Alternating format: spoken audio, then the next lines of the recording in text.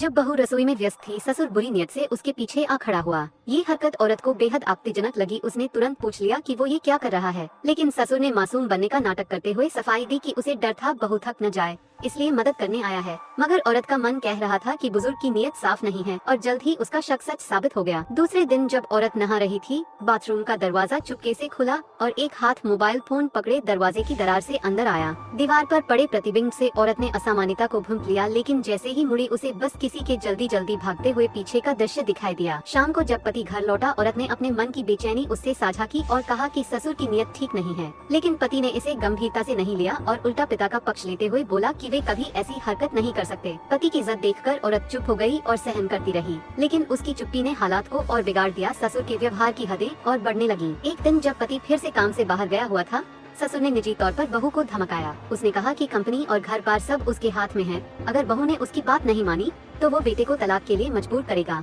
ये सुनकर औरत का गुस्सा फूट पड़ा, लेकिन ससुर की असलियत उजागर करने के लिए उसने अपने गुस्से को दबा लिया और बीमारी का बहाना बनाकर कुछ दिन टाल दिया। 2 दिन बाद ससुर बेस पर होकर फिर आ पहुंचा। जैसे ही उसे लगा कि उसकी चाल कामयाब होने वाली है, उसे अंदाजा नहीं था कि बेटा दरवाजे के बाहर मौजूद है। असल में औरत ने बहुत सोचने के बाद पति को सब सच बता दिया था, ताकि वो अपने पिता का असली चेहरा देख सके। अब बेटे की आंखों में आक्रोश और सदमे को देखकर ससुर के पास कोई जवाब नहीं बचा। अंततः बेटे ने उसे निर्दयता पूर्वक घर से निकाल दिया और हमेशा के लिए पिता पुत्र का रिश्ता तोड़ दिया। घर की ये उथल पुथल तो शांत हो गई, लेकिन बहू के मन पर पड़ा डर और दर्द का साया आसानी से मिटने वाला नहीं था।